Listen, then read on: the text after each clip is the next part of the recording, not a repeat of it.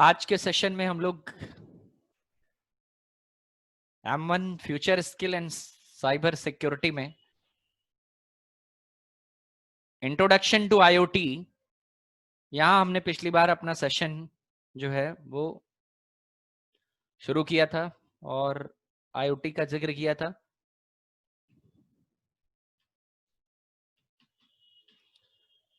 तो आईओटी के बारे में पिछली बार भी मैंने आपको बताया था कि आईओटी जो है वो एक बहुत ही एडवांस कॉन्सेप्ट है और इस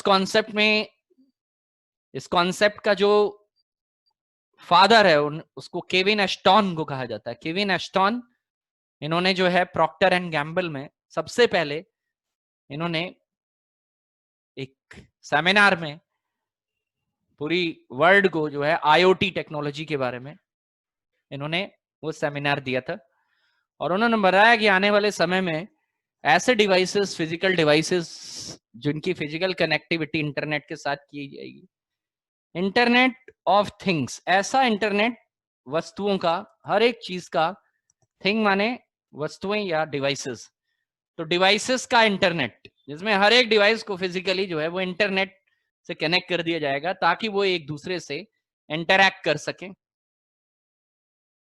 और उनको कंट्रोल और मॉनिटर दोनों किया जा सके, कंट्रोल भी किया जा सके और मॉनिटर भी किया जा सके। साथ ही वो एक दूसरे को मैसेज, एक दूसरे से इंटरैक्शन, मैसेज पास ऑन कर सके एक दूसरे को, भले वो दो अलग अलग तरह की मशीन हो। ये कॉन्सेप्ट है आईओटी का। आईओटी ने मेजर चेंजेस आईटी के अंदर कर दिए हैं। अभी हम लोग आज जो है इस टॉपिक को पढ़ रहे हैं, हालांकि आईओटी बहुत पहले से ही हमारे लाइफ में शामिल है। क्या होता है, फादर कौन है, देखिए यहाँ पे बताया, पीएनजी के केविन एस्टॉन, और जिग्बी नाम का प्रोटोकॉल सर्विस यूज किया जाता है, RFID radio frequency identification and WSN wireless sensor network IoT में रहता है। यानी आईओटी में सेंसर्स होते हैं, डिवाइसेस में सेंसर लगे रहते हैं और ये सेंसर्स जो हैं सेंस करते हैं रीडिंग्स को, अलग अलग तरह के डेटा को। वो अब चाहे एनालॉग डेटा हो, डेटा दो तरह का होता है, एनालॉग और डिजिटल, तो चाहे एनालॉग डेटा हो या डिजिटल, दोनों को सेंस करते हैं। रेडियो नेटवर्क्स यानी वाईफाई वगैरह से हैं और wireless wifi, 3G phone, 4G phone, हमारे ये सब रेडियो फ्रीक्वेंसी आइडेंटिफिकेशन सेंसर्स के साथ लैस रहते हैं। एप्लीकेशन कौन सी, कंज्यूमर एप्लीकेशंस में यूज हो रहा है आईओटी, कॉमर्शियल जगहों पे यूज हो रहा है, इंडस्ट्रियल इंफ्रास्ट्रक्चर, इन जगहों पे यूज हो रहा है। कल भी हमने इसका जिक्र किया था। कंज्यूमर एप्लीकेशंस या अप्लायंसेस जो हो गए हमारे, उनमें lighting, heating, air conditioning, media and security systems. Smart home का कॉन्सेप्ट बताया था, ये एक कंज्यूमर एप्लीकेशन है, सिक्योरिटी घर में लगी रहती तो ये हमारा घर स्मार्ट होम हो गया। Commercial application, medical and health related purpose, data collection काम होगा हमारे डिवाइस का।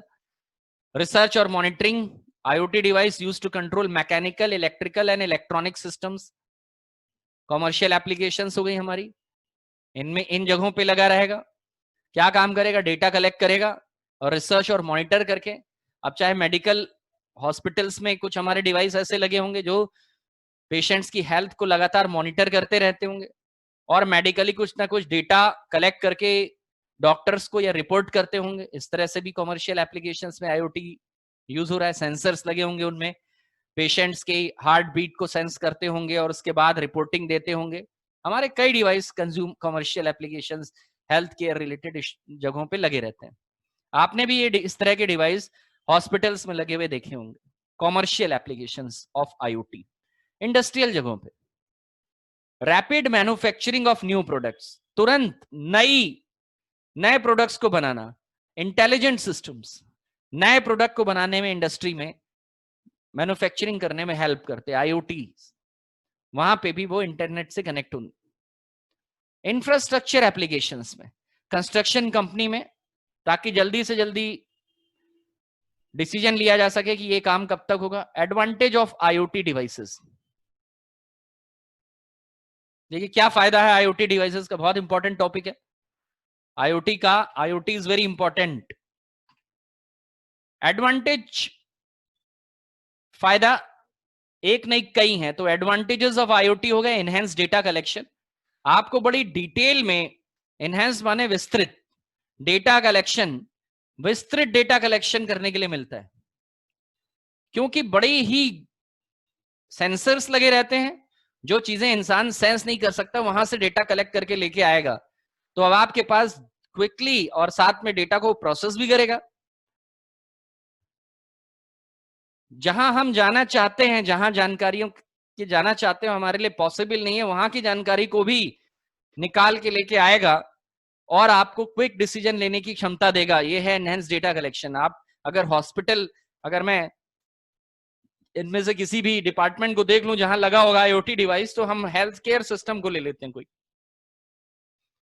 हेल्थ केयर सिस्टम, कोई मशीन लगी है जो आईओटी है, और वो पेशेंट की पूरी डिटेल, उसकी हार्ट बीट, पल्सेस, और जो है नर्वस सिस्टम कैसे काम कर रहा है, पूरी डिटेल में डेटा निकाल करके हमको दे रही है, डॉक्टर को दे रही है। तो क्या डॉक्टर को सही डिसीजन लेने में आसानी नहीं होगी? बिल्कुल होगी। वहीं वो डॉक्टर, अगर उसके पास ये डिवाइस नहीं होता, तो उस डॉक्टर को एक डिसीजन तक पहुंचने में बहुत समय निकल जाता, जिसमें पेशेंट की जान भी जा सकती थी। तो ये आईओटी डिवाइस हमारे यूजर, ये जो है हमारे इतने काम के हैं कि ये इतने डिटेल में डेटा कलेक्ट करते हैं जिससे डिसीजन लेने में आसानी होती है। हेल्थ केयर सिस्टम में तो आईओटी डिवाइस एकदम रिवॉल्यूशन करे हुए, रेवोल्यूशन मचा रखी उसने।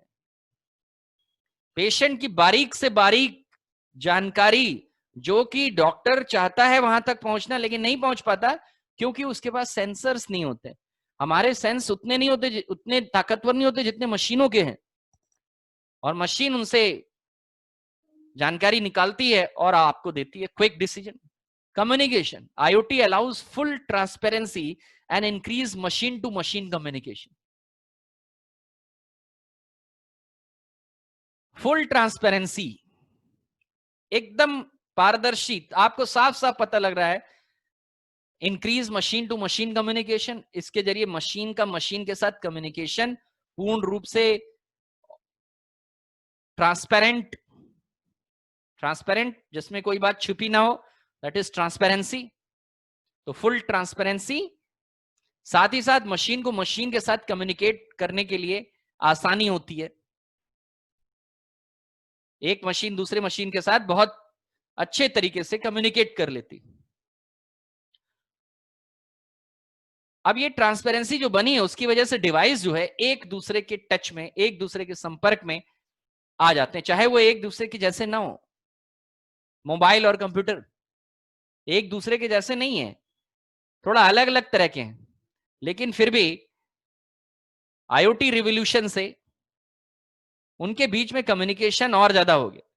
मोबाइल से स्मार्ट टीवी के बीच में, अभी लेटेस्ट अगर आप स्मार्ट टीवी लें तो उसमें कुछ टीवीज में ये फंक्शन है कि आप अपने मोबाइल से चाहे तो सीधे आउटपुट स्क्रीन में ट्रांसफर कर सकते हैं अपना आउटपुट मोबाइल का। पूरी पूरी मूवी जो आपके मोबाइल में चल रही है वो आप उसको टीवी के स्क्रीन में देख सकते हैं। आपके मोबाइल में जो भी फोटोज हैं उनको आप बड़ी स्क्रीन में, टीवी में कैसे, M2M, ये एक प्रोटोकॉल सर्विस होती है। M2M नाम का प्रोटोकॉल बना है आईओटी के लिए, मशीन टू मशीन कम्युनिकेशन कहते हैं इसको। तो इससे भी आसानी हो गई, ट्रांसपेरेंसी है, कोई बात छुपी नहीं रहेगी। मोबाइल में जो दिख रहा है वही आपको सामने स्क्रीन में भी दिखाई देगा। मशीन टू मशीन कम्युनिकेशन, और डिवाइसेस एक दूसरे से फिजिकली एक दूसरे के संपर्क में रहते हैं, ये भी एक आईओटी का एडवांटेज है। कॉस्ट इफेक्टिव होता है। IoT could replace humans who are in charge of monitoring and maintaining supply. देखिए आईओटी की मदद से जो ऐप से एप्लीकेशंस होती हैं या फिर डिवाइसेस बनेंगे, वो ह्यूमंस यानी इंसानों की जगह ले लेंगे, और वो जगह लेने के बाद वो इंचार्ज बन जाएंगे। उनको उन मॉनिटरिंग करने वाले, नजर रखने वाले या मेंटेनेंस करने वाले लोगों की जगह ले लेंगे, ह्यूमंस की जगह ले लेंगे। तो ह्यूमंस का रिप्लेसमेंट करा जा सकता होगा कॉस्ट इफेक्टिव तरीके से। मतलब ज्यादा पैसा भी नहीं खर्च होगा, हम डिवाइस लगा लेंगे और उनसे मॉनिटरिंग भी बेहतर कर लेंगे और मेंटेन भी बेहतर तरीके से कर लेंगे ह्यूमंस के मुकाबले आईओटी डिवाइसेस की मदद से। इन्होंने ह्यूमंस को रिप्लेस कर दिया पूरी जगह पे। बहुत सारी जगह ऐसी हैं जहां पे मशीनें काम कर रही हैं और इंसानों को हटा दिया गया उस जगह पे, क्योंकि इंसानों से मॉनिटरिंग ज्यादा बेहतर नहीं हो पाती। लेकिन मशीनें, आईओटी डिवाइस कॉस्ट इफेक्टिव है, उनके ऊपर एक बार कॉस्ट होती है, बार बार एम्प्लॉइज को बदलना नहीं पड़ता। एक एम्प्लॉय काम करनी है तो उसको हटा के दूसरे को ट्रेनिंग दें, उसकी ट्रेनिंग में पैसा खर्च करें, फिर मॉनिटरिंग भी करवाएं, वो भी नहीं कर पा रहा है तो फिर से ट्रेनिंग दें, यही करते रहेंगे। तो ये इन्होंने ह्यूमंस को रिप्लेस कर दिया ऐसी जगहों पे जहां पे कोई इंचार्ज बना है, मॉनिटरिंग और मेंटेनिंग सप्लाई का इंचार्ज बना है, उसकी जगह पे ये डिवाइस हम, और कॉस्ट इफेक्टिव भी, बहुत ज्यादा पैसा भी खर्च किए बगैर डिवाइस के अंदर चेंज करके उसको ह्यूमंस के साथ रिप्लेस कर दिया गया। So IoT could replace humans. IoT technology humans यानी इंसानों को रिप्लेस कर दी, जो कभी इंचार्ज हुआ करते थे मॉनिटरिंग और मेंटेनिंग सप्लाई के। क्योंकि सबसे ज्यादा दिक्कत मॉनिटरिंग और मेंटेनेंस करने वाली जगहों पे होती है, वहां पे कंटिन्यूअस मॉनिटरिंग करनी पड़ती है। कोई ऐसी सेंसिटिव जगह जहां पे लगातार मॉनिटर करते रहना पड़े, तो वहां पे इंसानों से कोई गलती हो सकती, लेकिन मशीनों से गलती नहीं होती। आईओटी डिवाइसेस इसीलिए बनाए गए हैं ताकि ये एकदम इंसानों की जगह ले लें। ये हमारे एडवांटेजेस ऑफ आईओटी डिवाइसेस हो गए। तो आपने देख लिया कि आईओटी का क्या इस्तेमाल होगा और आईओटी की क्या इंपॉर्टेंस है, क्या उसकी उपयोगिता है। और देखिए क्या है, efficient and save time. Accurate result निकलेगा इससे, एकदम सही सही, और टाइम भी बचेगा। क्यों? क्योंकि मशीन तो तेज काम करती है और मशीन टू मशीन इंटरेक्शन भी होने लगा है। मेरी मशीन ने कोई रिपोर्ट निकाली और उसको मेरे मोबाइल पर ट्रांसफर कर दिया फटाक से, मशीन टू मशीन, एसएमएस कर दिया उसने मुझे रिपोर्ट, मुझे कुछ नहीं करना पड़ा, ऑटोमेटिकली। तो machine to machine interaction provides better efficiency. Machine से मशीन का जो इंटरेक्शन होता है, उससे जो वार्तालाप या मैसेज का आदान प्रदान होता है, इससे एफिशिएंसी यानी काम करने की क्षमता, एक तो एक्यूरेसी हो जाती, एक्यूरेट रिजल्ट मिलता है और काम करने की क्षमता में भी वृद्धि हो जाती, और रिजल्ट ऑब्टेन्ड फास्ट, और रिजल्ट भी त्वरित रिजल्ट मिलने की, त्वरित और सही रिजल्ट मिलता है हमको। तो काम करने की क्षमता, एफिशिएंसी बनी रहती है। टाइम कंज्यूमिंग है ये हमारे लिए IoT devices. Disadvantages of IoT, इनके नुकसान क्या है? सिक्योरिटी एक बड़ा नुकसान है। देखिए आईओटी डिवाइस जो लगेगा वो कॉन्स्टेंटली नेटवर्क के संपर्क में रहेगा। IoT creates an ecosystem. IoT एक प्रकार का इकोसिस्टम क्रिएट करता है, यानी उसमें लगे हुए डिवाइस एक तरह का एक वातावरण बनाएंगे, और उस वातावरण में वो जो डिवाइस होंगे वो कॉन्स्टेंटली लगातार कनेक्टेड रहेंगे। अब लगातार अगर वो कनेक्टेड हैं और कम्युनिकेट कर रहे हैं, तो उनको, उनके ऊपर अटैक भी किया जा सकता है। अटैक करने का मतलब उनको हैक भी किया जा सकता है,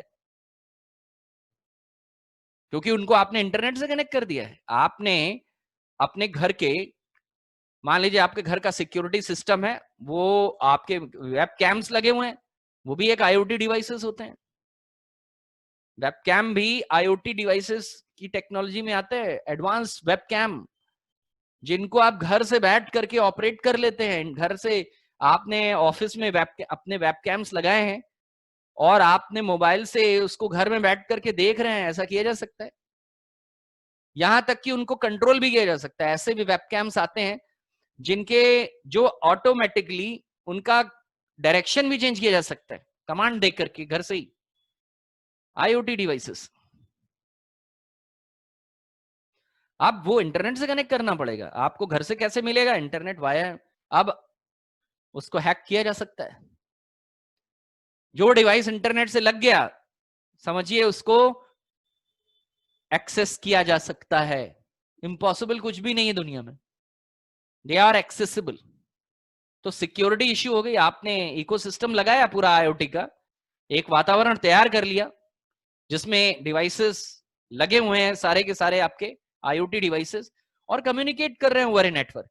बट एक ऐसा इकोसिस्टम बन रहा है जो कि कॉन्स्टेंटली कनेक्टेड है, लगातार कनेक्टेड है। This leaves user exposed to various kinds of attackers.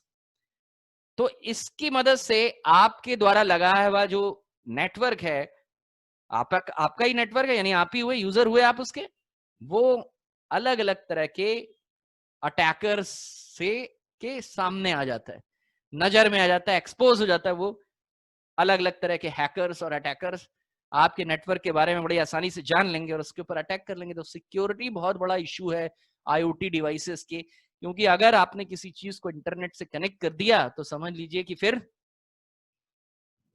उसके ऊपर अटैक किया जा सकता है। आपने आपकी बहुत बड़ी ऑर्गेनाइजेशन है, गवर्नमेंट एजेंसीज है जहां हथियार बनते हैं, मान लीजिए डीआरडीओ है, डीआरडीओ को तो जानते होंगे आप, वहां वेपन्स बनते हैं, डिजाइन होते हैं। तो उसके अंदर जाने की कोशिश तो हर कोई कर सकता है कि भाई क्या हो रहा है जाने, अगर वहां सीसीटीवी लगे हैं तो उनको हैक कर लिया जाए, लेकिन पॉसिबल नहीं है, क्योंकि उन्होंने अपना जो सिस्टम डिजाइन किया है वो इन सब बातों को ध्यान में रख के किया है। हालांकि वहां पॉसिबल नहीं, इम्पॉसिबल बात है, लेकिन हमारे साथ तो पॉसिबल है। आईओटी क्रिएट्स एन इकोसिस्टम जो कि लगातार इंटरनेट से कनेक्ट रहता है, जिसकी वजह से अटैक हो सकता है। कंपैटिबिलिटी दूसरा इशू कह रहा है, कंपैटिबिलिटी है डिसएडवांटेज एक बड़ा। There is no standard for tagging and monitoring. A uniform concept like USB and Bluetooth is required, which is easy to use. देखिए क्या दिक्कत है, कंपैटिबिलिटी यानी अनुकूलता नहीं है डिवाइसेस के बीच में, और बहुत तरह के अभी, क्योंकि ये आईओटी जो है वो अभी रूट ले रहा है, it is taking its root. ये एक ऐसा पेड़ है जिसको अभी लगाया गया है और अभी ये जो है जड़ें पकड़ रहा है। तो कोई पर्टिकुलर बहुत बड़े स्टैंडर्ड्स अभी नहीं बने टैगिंग और मॉनिटरिंग करने के। तो कंपैटिबिलिटी इश्यू हो जाता है। कंपैटिबिलिटी मतलब अनुकूल है कि नहीं, फलाना डिवाइस फलाने डिवाइस के अनुकूल है कि नहीं, उसमें दूसरा डिवाइस कनेक्ट हो पाएगा कि नहीं, ये सब बड़े इश्यू सोचने पड़ते।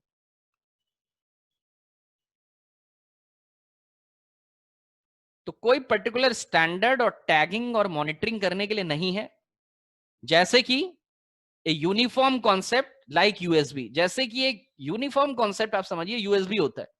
आप यूएसबी जानते हैं, यूनिवर्सल सीरियल बस यूएसबी डिवाइस, जो कि पेन ड्राइव होता है।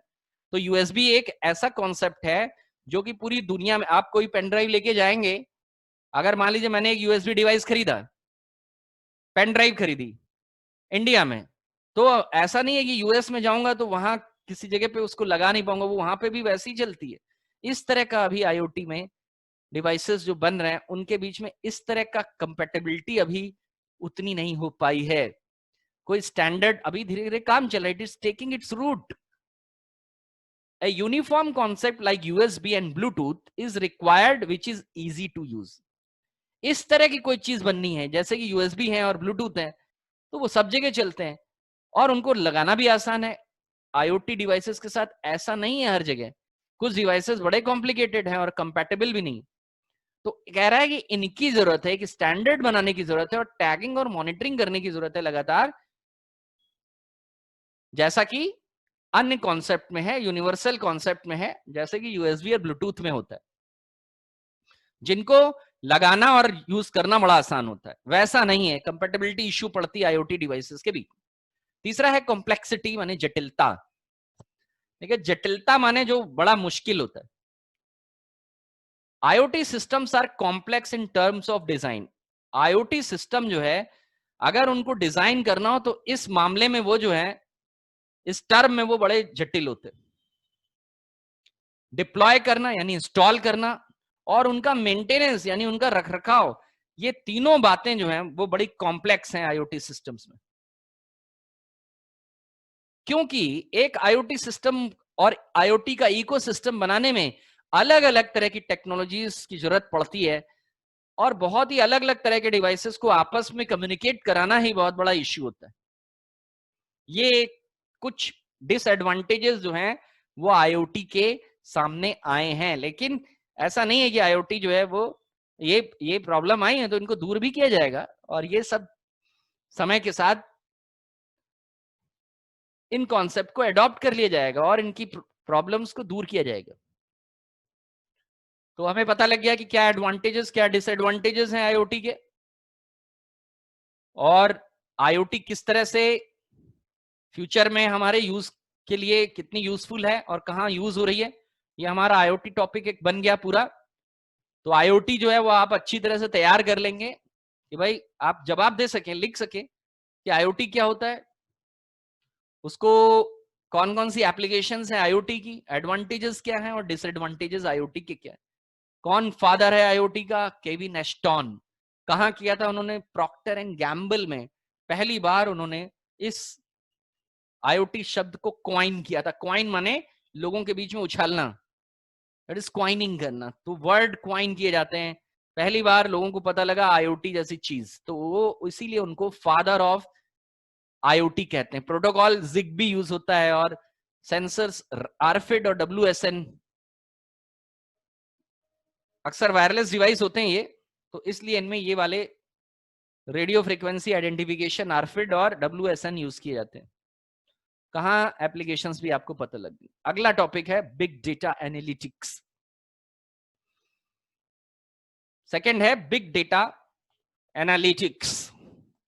बिग माने बड़ा, और डेटा माने, बिग माने विशालकाय और डेटा माने आंकड़े। जहां विशालकाय आंकड़ों को एनालाइज किया जाता हो, इकट्ठा किया जाओ और उसके बाद उसको निष्कर्ष निचोड़ उसका निकाला जाता हो, उस टेक्नोलॉजी का नाम है बिग डेटा एनालिटिक्स।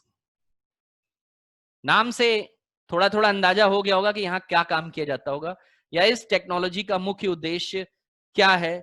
इस टेक्नोलॉजी का मुख्य उद्देश्य ऐसी बड़ी कंपनियां जो बड़ी लार्ज क्वांटिटी में डेटा उनके पास आता है, तो वो उस डेटा का क्या करेंगे, कैसे मैनेज करेंगे। वो भी डेटा इतना नहीं, एक एक घंटे में हजारों पेटाबाइट डेटा उनके पास आता हो, हजारों टीबी डेटा, हजारों टीबी, हजारों पीबी और कई एक्साबाइट डेटा उनको महीनों में आके मिलता है। जैसे फेसबुक हो गया, फेसबुक के बारे में आप जानते होंगे, तो फेसबुक के कितने यूजर्स हैं?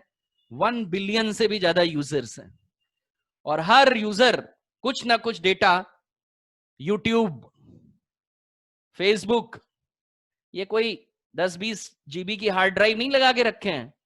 इनके पास कोई 2-4 जीबी डेटा नहीं आता है, इनके पास कई हजार पेटाबाइट डेटा आता है, और वो भी कुछ ही घंटों में। तो सोचिए कि इनके पास कितनी मुसीबत होती होगी उस डेटा को कैसे एनालाइज करें, अपना इस्तेमाल, क्योंकि उसी डेटा से इनको पैसे भी कमाने हैं। आप कोई पैसा, आप यूट्यूब को कोई पैसा देते हैं क्या? मैं गूगल को कोई पैसा दे रहा हूं क्या? तो ये कंपनियां चल कैसे रही हैं? ये कंपनियां चल रही हैं जो जानकारी इनको मिल रही, ये इनसे भी पैसा कमाती हैं। आप जीमेल पे कोई भी अकाउंट बनाते हैं, तो ये जो आप अपनी ईमेल आईडी वगैरह दे रहे हैं, अपनी डिटेल्स दे रहे हैं, आप अपने बारे में कुछ ना कुछ जानकारी इनको दे रहे हैं, और ये लोग इस जानकारी को दूसरों को फॉरवर्ड करते हैं, और उस फॉरवर्डिंग से ये पैसा कमाते हैं। साथ ही ये बड़ी बड़ी मार्केटिंग कंपनियों को आपके डेटा की रिसर्च करके, आप जो डेटा, आप देखिए कि आप कभी भी आपने गौर नहीं किया इंटरनेट पे, इंटरनेट पे क्या हो रहा है कि इंटरनेट पे कुछ भी जगह पे जाने से पहले एक फॉर्म भराया जाता है, और उस फॉर्म में आपसे कुछ आपकी बेसिक जानकारियां ली जाती है। क्यों ली जाती हैं? इसके पीछे एक मनोवैज्ञानिक कारण है। वो मनोवैज्ञानिक कारण ये है, जब वो फॉर्म भरा जाता है तो उसमें कुछ बेसिक जानकारी आप उनको देते हैं, और उसके बगैर वो आपको वो सर्विस लेने ही नहीं देते। तो आपने जीमेल अकाउंट खोला, मैं जीमेल की बात कर रहा हूँ, और ऐसे तो बहुत सारी है। रेलवे का, जब आप रेलवे में आईआरटीसी की साइट पे जाएं, अभी आप अपने हाल में पीछे मैंने आपको एक प्रैक्टिकल में दिखाया कि आईआरसीटीसी की साइट पे कैसे जो है वो लॉगिन रजिस्ट्रेशन करते, तो आपने देखा होगा कि वहां पे बहुत सारी डिटेल मैंने दी, पूरी तो जानकारी उसने मुझसे ले ली मेरी। मैं किस जगह रहता हूं, किस मोहल्ले में रहता हूं, और जो है मेरी एज क्या है। अब ये डेटा किसी मार्केटिंग कंपनी के काम के लिए, वो इस डेटा को प्रोसेस करने के बाद वो किसी मार्केटिंग कंपनी को ये डेटा बेच देगा या फॉरवर्ड कर देगा और उसकी अच्छी खासी रकम जो है उसको मिल जाएगी। करोड़ों में ये रकम होती है, कोई हजार, क्योंकि करोड़ों में डेटा है और करोड़ों में रकम, तो उनको बहुत फायदा होता है। डेटा सबसे इंपॉर्टेंट चीज है। तो बिग डेटा एनालिटिक्स इस तरह की कंपनियों में अलग अलग तरह के हजारों पेटाबाइट जो डेटा आ रहे हैं उनको एनालाइज, फायदे, मार्केटिंग, ये सब का निचोड़ निकाल के कैसे उसका फायदा उठाया जाए ये बताने के लिए होता है।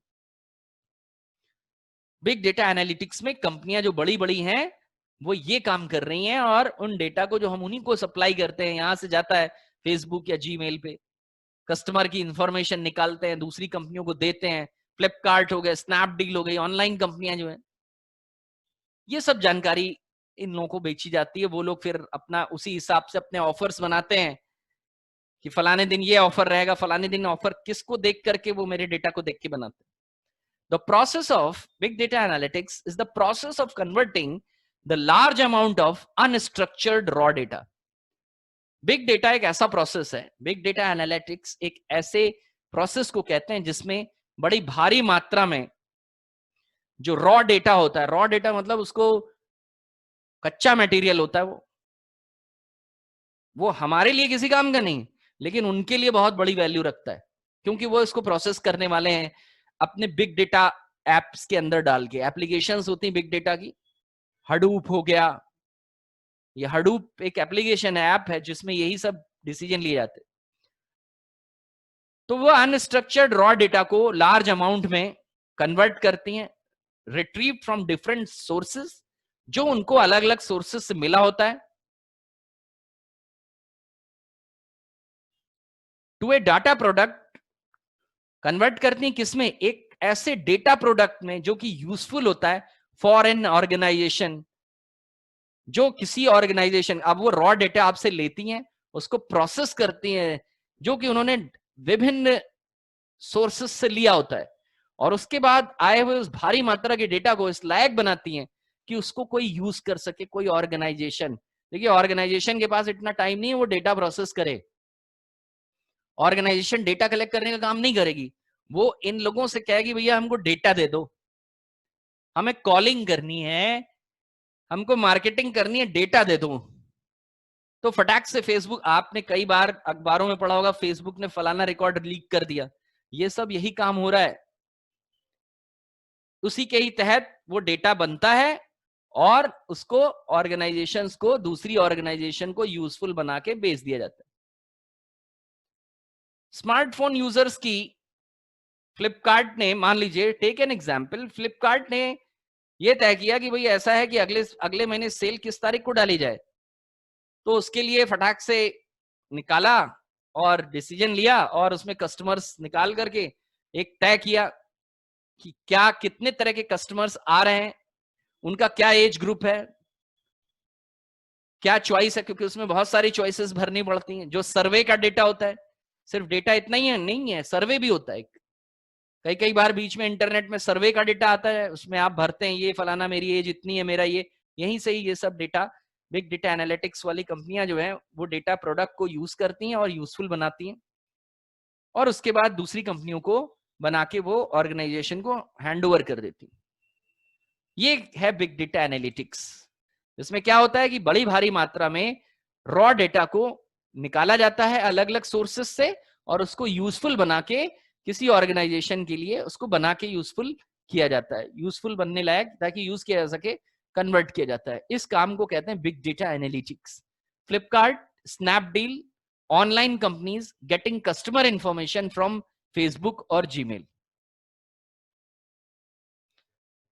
फ्लिपकार्ट हो गई, स्नैपडील हो गई, ऑनलाइन कंपनीज हो गई हजारों, ये हजारों कंपनियां जो है वो कस्टमर की इंफॉर्मेशन कहां से निकाल रही है, फेसबुक और जीमेल से, क्योंकि सबसे ज्यादा कस्टमर, सबसे ज्यादा इंफॉर्मेशन इन्हीं दो लोगों के पास है। एक तो गूगल के पास है, जीमेल के पास है, और दूसरी फेसबुक के पास है। तो मार्केट के लीडर हैं। ऐसे ही फेसबुक जो है इतनी बड़ी कंपनी नहीं बनी है। Facebook, Amazon, Google, they use big data analytics technology. Big data helps organization to make better business decision. देखिए क्या हेल्प करता है, बेहतर बिजनेस के डिसीजन लेने की क्षमता बिग डेटा एनालिटिक्स दे देता है। जो डिसीजन मुझे 1 महीने में हासिल होगा वो मुझे 1 घंटे में ये निकाल के दे देगा। बिग डेटा एप्लीकेशन में मैं अपना डेटा डालूंगा, हजारों पेटाबाइट, और मुझे निकल करके आ जाएगा कंज्यूमर इलेक्ट्रॉनिक्स कहां पे कंज्यूम किए जा सकते हैं, किस किस एज ग्रुप के लोग हैं, उनके मोबाइल नंबर कॉन्टेक्ट्स क्या है, बस मैं डालूंगा अपनी क्वेरी और फटाक से मुझे डेटा प्रोसेस होकर के मोबाइल के साथ अब आपके फटाफट मैसेज आने लगे। एज ग्रुप छांटा मैंने, मुझे पता किस एज ग्रुप में कौन सा सामान बिकेगा मेरा। आप इसको इस तरह से समझिए, हमने डेटा लिया, उसमें एक एज ग्रुप छांटी, कोई प्रोडक्ट निकाला, एनालाइज किया, ये प्रोडक्ट इस एज ग्रुप में बिकेगा, और फटाक से उस डेटा से निकाला और सबको एसएमएस कर दिया। आप देखिए आपके मोबाइलों में जो मैसेज आते हैं कि सेल चल रही है, फलाना चल रहा है, ये कहां से आते हैं? ये सारे के सारे बिग डेटा एनालिटिक्स का ही परिणाम है। So big data help organization to make better business decision. एक बेहतर बिजनेस डिसीजन ले लें, इस वजह से बिग डेटा हेल्प करती है ऑर्गेनाइजेशन की। अब जो बिग डेटा में मैन्युफैक्चरिंग एप्लीकेशंस, अब यहां उदाहरण लिया गया है, मैं एक मैन्युफैक्चरिंग एप्लीकेशन का, मैन्युफैक्चरिंग जहां पे सामान बनता है, तो वो किस किस के ऊपर डिपेंड करता है? एक बिग डेटा के एक जो मुख्य कंपोनेंट घटक हैं वो क्या है? बिग डेटा में क्या क्या आएगा? Cloud computing, connection, sensors and networks, customization, personalization and values, content, cyber model and memory, और कम्युनिटी शेयरिंग एंड कोलैबोरेशन। ये कुछ घटक जो हैं वो बिग डेटा इनके ऊपर डिपेंड करता है। क्लाउड कंप्यूटिंग, कनेक्शन, 5-6 सी हैं ये, इनको 5C आर्किटेक्चर कहा जाता है।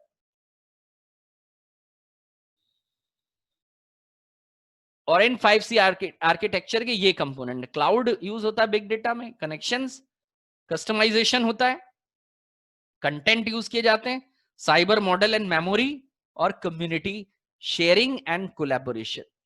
कम्युनिटीज जो अलग अलग तरह की इंटरनेट कम्युनिटीज है, उनसे शेयरिंग और कोलैबोरेशन किया जाता है। John meshy is the father of big data. John meshy, जैसे केविन एस्टन है, वैसे जॉन मैशी जो है, कंप्यूटर साइंटिस्ट जॉन मैशी ने बिग डेटा में बहुत उन्होंने रिसर्च वगैरह करी, तो उन्हीं को ही फादर ऑफ बिग डेटा कहा जाता है, जॉन मैशी। ये हो गया बिग डेटा का इंट्रोडक्शन। टेक्नोलॉजी यहां आप चित्र में देख रहे हैं, हडूप है big data analytics market, Hadoop app है और उसको बिग डेटा एनालाइज करने के लिए यूज किया जाता है। फीचर्स, विशेषताएं क्या है बिग डेटा की? पहला है velocity. Velocity, volume, variety and value, 4V, ये फीचर्स। सबसे पहले वेलोसिटी किसको कहते हैं? The rapid generation of data from time to time is called velocity. जो त्वरित गति से, बहुत तेज गति से डेटा जनरेट होता है टाइम टू टाइम। देखिए बड़ी कंपनियों के पास टाइम टू टाइम डेटा आता है, तो ये उस टाइम पे समय को इन्होंने बांट लिया है। जैसे रियल टाइम, ये जो तुरंत आया, near real time, yearly, monthly, hourly, historical data and weekly data. Weekly क्या क्या डेटा आ रहा है, मंथ में क्या डेटा आ रहा है, आवरली पिछले आवर्स, हिस्टोरिकल मतलब मान लीजिए मुझे 2 साल पहले इसी आवर में, that is called hourly historical. Hourly historical का मतलब समझ गए ना, आवरली मतलब घंटे में, लेकिन हिस्टोरिकल मतलब पुराना, प्राचीन, इसी आवर का। मान लीजिए 2 साल पहले का इसी मंथ का डेटा मुझे निकालना होता है, दैट इज हिस्टोरिकल मंथली।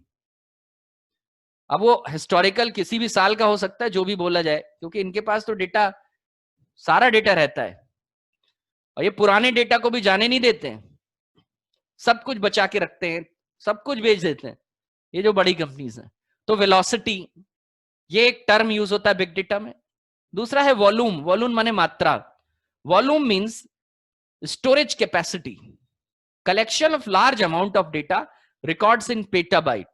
तो इसमें वॉल्यूम्स का भी ध्यान रखना पड़ता है। स्टोरेज कैपेसिटी मींस, वॉल्यूम माने स्टोरेज कैपेसिटी से संबंध रखता हुआ है कितना वॉल्यूम का डेटा है। Collection of large amount of data that is records in petabyte, और उसको पेटाबाइट में रिकॉर्ड किया जाता है। तो ये वॉल्यूम से संबंध में, बिग डेटा में वॉल्यूम में ये बातें आएंगी। Variety, type of data use to store in big data. Variety, क्या वो डेटा टेक्स्ट में है, नंबर में है, ऑडियो में है, वीडियो में है, कैसी वेराइटी है उस डेटा की। और चौथा है value, it includes how we can use this big data. जो डेटा आया है उसकी वैल्यू भी निकाली जाएगी, क्या वो वैल्यूएबल डेटा है।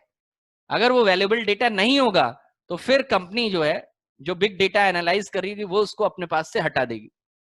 जिस डेटा की कोई वैल्यू ना हो उसको रखने से कोई फायदा नहीं, क्योंकि उनके पास हजारों पेटाबाइट डेटा रखना है, तो उनके पास भी इतना स्टोरेज होना चाहिए। कम्युनिटी शेयरिंग एंड कोलैबोरेशन, ये बिग डेटा एनालिटिक्स के कुछ फीचर्स हैं जिनको बिग डेटा करते वक्त, बिग डेटा एनालिटिक्स करते वक्त ध्यान में रखा जाता है। John meshy is father of big data. Big data application का क्या यूज है, the applications of big data, कहां पे ये एप्लीकेशंस इस्तेमाल हो रही हैं। Big data is used in various fields, कह रहा है बिग डेटा बहुत सारे फील्ड्स में, बहुत सारे क्षेत्रों में इस्तेमाल किया जाता है। जहां पे बिग डेटा यूज हो रहा है वो क्षेत्र है, पहला है गवर्नमेंट, सरकार, सरकार के पास भी बहुत सारा डेटा है।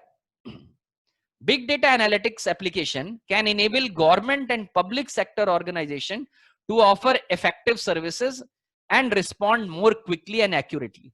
बिग डेटा एनालिटिक्स एप्लीकेशन की मदद से सरकार और पब्लिक सेक्टर की कंपनियां, पब्लिक सेक्टर की ऑर्गेनाइजेशन है कोई, एक प्राइवेट सेक्टर की, एक पब्लिक, पब्लिक सेक्टर मतलब गवर्नमेंट सेक्टर की अन्य ऑर्गेनाइजेशन इफेक्टिव सर्विस दे सकती हैं। इफेक्टिव मतलब त्वरित, जो कि एकदम तुरंत काम की सर्विस, जिनकी बहुत जरूरत है, effective services and respond more quickly, और तुरंत रिस्पॉन्ड कर, जहां पे त्वरित रिस्पॉन्स की जरूरत हो और इफेक्टिव सर्विसेज हो, वहां पे बिग डेटा कई गवर्नमेंट के साथ साथ कई पब्लिक सेक्टर ऑर्गेनाइजेशन की भी ये एप्लीकेशंस मदद करती हैं। नागरिकों की मदद करने के लिए बिग डेटा से गवर्नमेंट क्या करेगी, नागरिकों की मदद करेगी, जैसे ट्रांसपोर्टेशन, हेल्थ केयर एटसेट्रा। यहां पे भी बड़ी भारी मात्रा में डेटा आता है। ट्रांसपोर्टेशन हो गया हमारा, जो आपका यातायात विभाग है, जो कि हमारा लाइसेंस वगैरह रिन्यूअल करता है, वहां पे भी बहुत ज्यादा मात्रा में डेटा आता है। हेल्थ केयर, हॉस्पिटल्स वगैरह हो गए, यहाँ पे पेशेंट्स के रिकॉर्ड्स जो बनते हैं, हजारों हॉस्पिटल्स हैं सरकार के अधीन में पूरे देश में, और उनमें हजारों पेटाबाइट डेटा होता होगा। तो गवर्नमेंट के पास बहुत डेटा है, उसको मैनेज करती है और उसको अपने सिटीजन्स को इफेक्टिव सर्विस, क्विकली और इफेक्टिव एक्यूरेट सर्विस देने में वो मदद करते हैं बिग डेटा। दूसरा है मैन्युफैक्चरिंग डिपार्टमेंट। मैन्युफैक्चरिंग, मैन्युफैक्चरिंग यानी जहां पे चीजें बनाई जाती। Big data analytic application can be helpful in manufacturing sector. औद्योगिक मैन्युफैक्चरिंग इकाई जहां पे कोई चीज बनाई जाती है, इस सेक्टर में भी बिग डेटा एनालिटिक एप्लीकेशंस को बहुत ही फायदेमंद तरीके से इस्तेमाल किया जा सकता है। They can reduce component defects, किसी कंपोनेंट के डिफेक्ट्स को कम करने के लिए, इंप्रूव प्रोडक्ट क्वालिटी, किसी प्रोडक्ट क्वालिटी को इंप्रूव करने के लिए, और अपनी एफिशिएंसी, अपनी क्षमता को बढ़ाने के लिए भी, और टाइम भी अपना सेव करने के लिए मैन्युफैक्चरिंग कंपनीज, मैन्युफैक्चरिंग ऑर्गेनाइजेशंस इन बिग डेटा एप्लीकेशन को इस्तेमाल कर सकती हैं।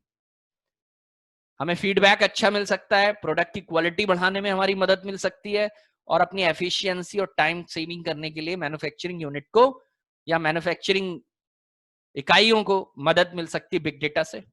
एजुकेशन सेक्टर में In education sector, it may be used to measure teachers की effectiveness.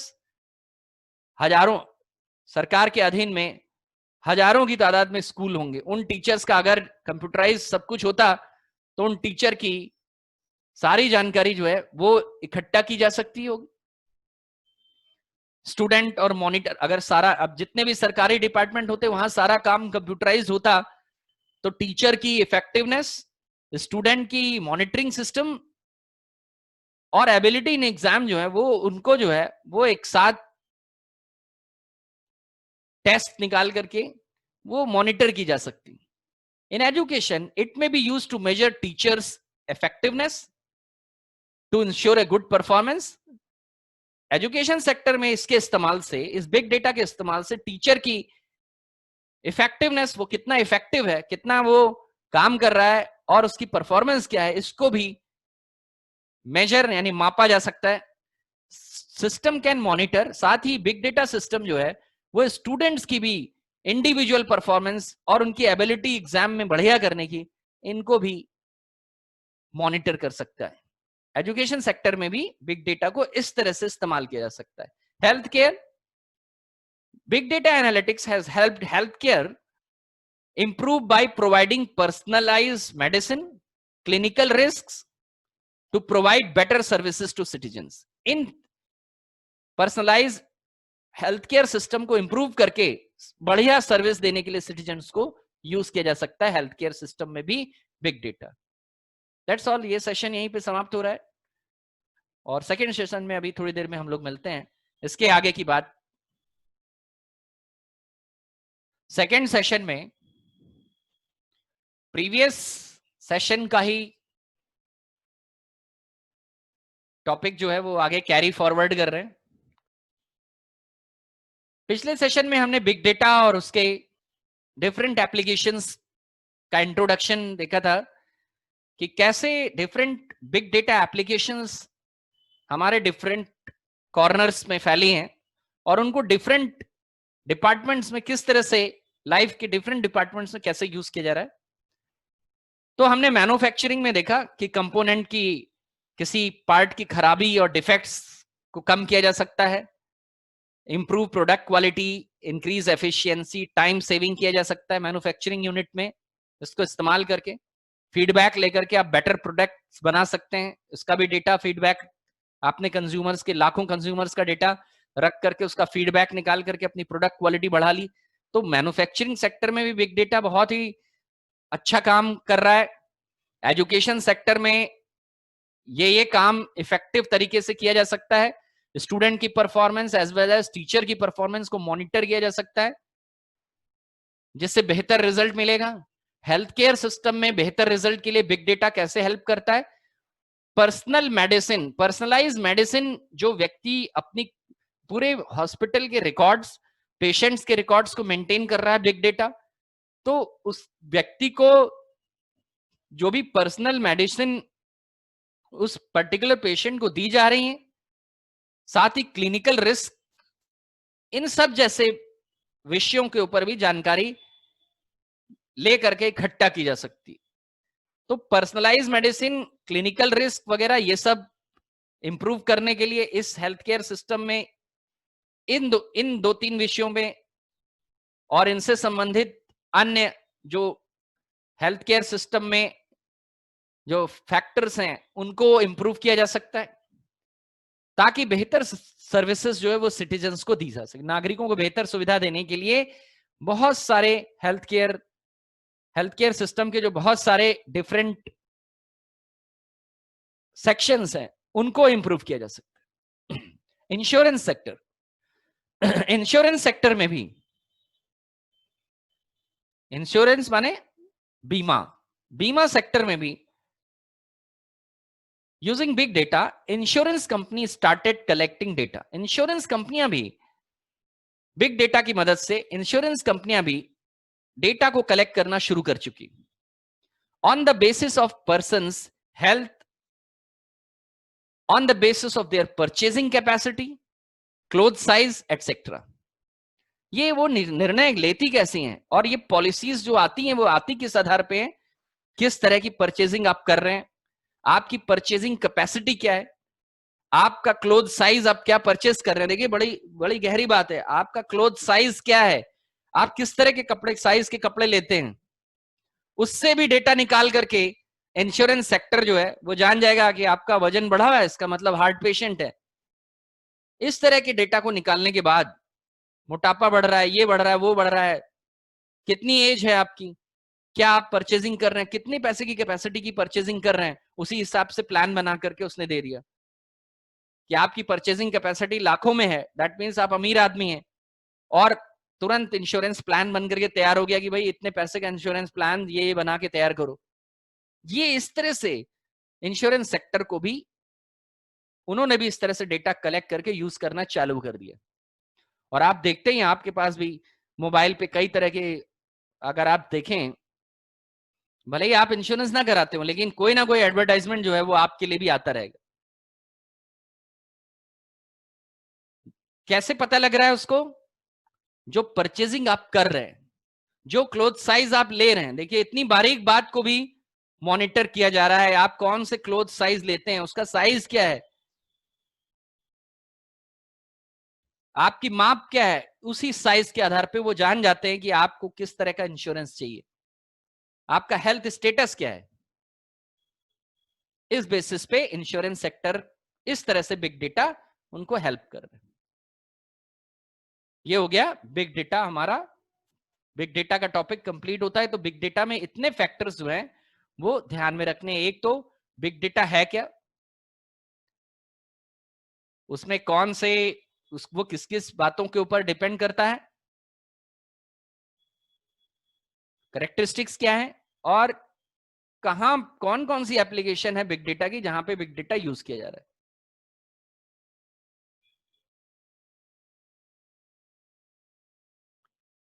नेक्स्ट टॉपिक है क्लाउड कंप्यूटिंग। फ्यूचर स्किल का अगला टॉपिक है क्लाउड कंप्यूटिंग। देखिए क्लाउड कंप्यूटिंग क्या होती है,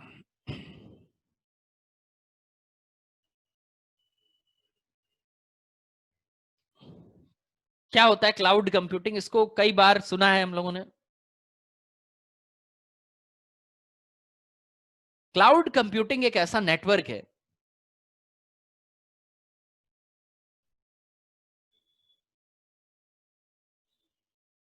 जिसको किसी भी रिमोट लोकेशन से, दूर की लोकेशन से, एनीवेयर, एवरी एवरीवन एनीवेयर,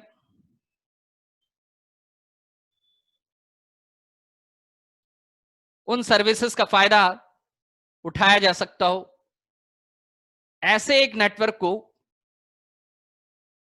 जो दूर दराज तक के एरिया में अवेलेबल हो, 24/7 साल के 365 दिन उसमें रखे रिसोर्सेज आपको अवेलेबल हो, अवेलेबल टू यूज। इस टर्मिनोलॉजी को, इस नेटवर्क को क्लाउड कहा जाता है। और इस कंप्यूटिंग को, कंप्यूटिंग मतलब जो कंप्यूटर से कैलकुलेट करके जो काम कंप्यूटर के द्वारा किया जा रहा है वो कंप्यूटिंग कहते हैं। इस तरह के एक नेटवर्क को क्लाउड कहते हैं। Cloud terminology refers to internet, ये एक तरह का इंटरनेट ही है, एक तरह का वाइड एरिया नेटवर्क है which refers to internet or a network which can be present in remote location, जो दूर दूर के एरिया में अवेलेबल हो। It provides services to both public and private network. ये पब्लिक के लिए भी ओपन हो और प्राइवेट नेटवर्क के लिए भी, प्राइवेट लोगों के लिए भी।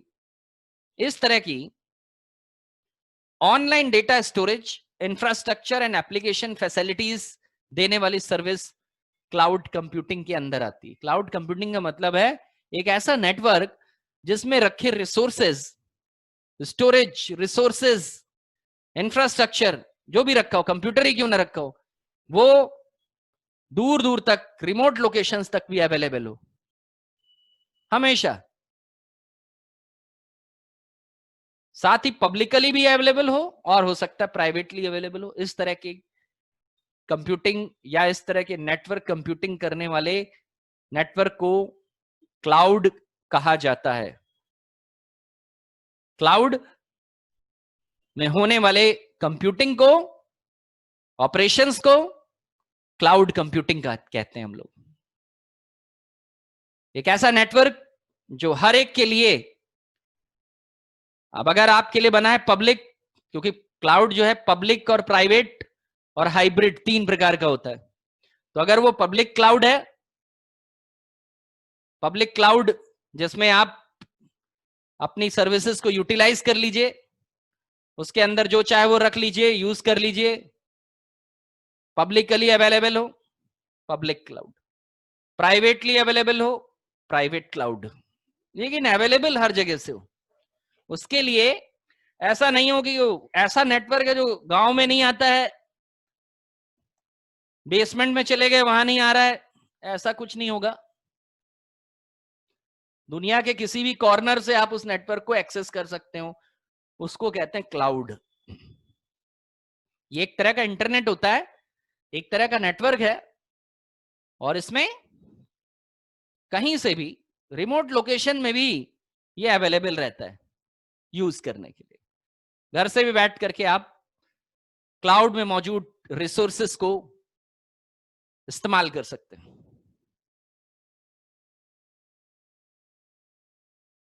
Cloud computing provides online data storage. Cloud computing online data storage की सुविधा देती, यानी इसके अंदर आप कहीं से भी डेटा स्टोर कर सकते हैं, जरूरत पड़ने पे ले सकते हैं। जैसे गूगल का गूगल क्लाउड है, तो गूगल ड्राइव जो है वो गूगल क्लाउड के अंदर स्टोरेज देती है। आपने गूगल ड्राइव यूज किया होगा, वो गूगल का क्लाउड है, उसका एक हिस्सा है बस। गूगल का क्लाउड तो बहुत बड़ा है। उसी तरह अमेजन भी, आप अभी अमेजन में सिर्फ ये सोचते हैं कि अगर आपको नहीं पता तो आप जान लीजिए, अमेजन भी, अमेजन का भी क्लाउड है, और वो तो गूगल से भी ज्यादा। हालांकि गूगल भी अब क्लाउड बना रहा है, लेकिन अमेजन तो गूगल से भी पहले उसने क्लाउड सर्विस अपनी ऑन कर दी थी। उसको AWS कहते हैं, अमेजन वेब सर्विस। और अगर आप AWS में अकाउंट बना लें अमेजन के क्लाउड में, तो आप एक अपना खुद का कंप्यूटर अमेजन के सर्वर में बना सकते हैं। यानी कि आप एक अपना खुद का कंप्यूटर सर्वर अमेजन के कंप्यूटर में बना सकते हैं फ्री ऑफ कॉस्ट। उसमें रजिस्ट्रेशन कराने में 2 रुपए, 2 रुपीज का ट्रांजेक्शन आपके अकाउंट से किया जाता है, और वो भी 2 रुपए आपको वापस मिल जाते हैं। 1 साल तक आप उनके क्लाउड को फ्री में इस्तेमाल कर सकते हैं AWS। बाकी कोई भी ऐसी सुविधा नहीं दे रहा अभी। उसके लिए AWS कैसे यूज किया जाता है वो यूट्यूब पे मिलेगा आपको, प्लस बट वो कैसे बनाया जाता है बहुत आसान होता है। वर्चुअल मशीन से वो बनता है, और AWS को आप देखेंगे, अगर आप क्लाउड कंप्यूटिंग करना चाहते हैं तो आप AWS नाम का वीडियो जो है वो इंटरनेट पे यूट्यूब पे देखिए, उसमें आपको पता लग जाएगा कैसे क्लाउड कंप्यूटिंग के जरिए कोई सर्वर आप इंटरनेट पे बना सकते हैं, वहां अपना डेटा छोड़ सकते हैं, स्टोर कर सकते हैं अमेजन के कंप्यूटरों में। ये सब क्लाउड कंप्यूटिंग का एग्जाम्पल। तो ऑनलाइन डेटा स्टोर कर सकते हैं, इंफ्रास्ट्रक्चर स्टोर कर सकते हैं, यानी कंप्यूटर बना सकते हैं। आपके पास अपना सर्वर है, लेकिन वो इंटरनेट पे अवेलेबल नहीं होगा क्योंकि वो आपके नेटवर्क में है, दुनिया के दूसरे कोने से नहीं। लेकिन अमेजन वर्ल्ड की नंबर 1 कंपनी है, गूगल से भी आगे, इंटरनेट की नंबर 1 कंपनी अमेजन, और वो अपना क्लाउड शेयर कराती है फ्री में, 1 साल तक फ्री में। वहां पे आपने अपना सर्वर बना लिया, वहां पे आप लिनक्स सर्वर बना सकते हैं, विंडोज का सर्वर बना सकते हैं फ्री में, और अगर आप पे करना चाहें तो पे भी कर सकते हैं, वहां पे पेमेंट के भी ऑप्शन रहता है। उसमें आप सर्वर में आप यूज कर लीजिए उनका infrastructure. It is cloud computing. तो online data storage, infrastructure store करने और एप्लीकेशंस, उसमें आप अपनी ऐप रख लीजिए। आपको अगर वेब सर्वर या वेब बनाना आता है, वेब पेज बनाना आता है, उसमें रख लीजिए आप अपने पेजेस को। और वेब सर्वर पब्लिश करना आता है, आप वेब सर्वर पब्लिश करा लीजिए उस पर। स्टोरेज करना है उस पर स्टोर कर लीजिए आप अपना खुद का बना के अमेजन पे, लेकिन नाम वो अमेजन के नाम से ही रहेगा। डोमेन अमेजन का ही यूज होगा। ये क्लाउड कंप्यूटिंग, ये फायदा है क्लाउड का। Cloud deploying model, types of cloud.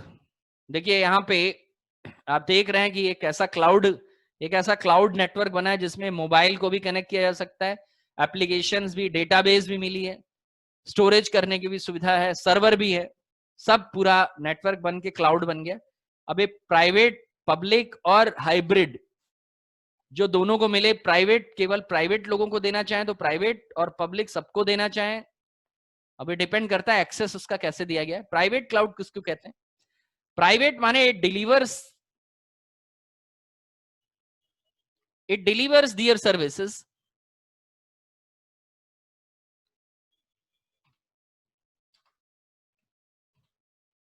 इसमें जो सर्विस है वो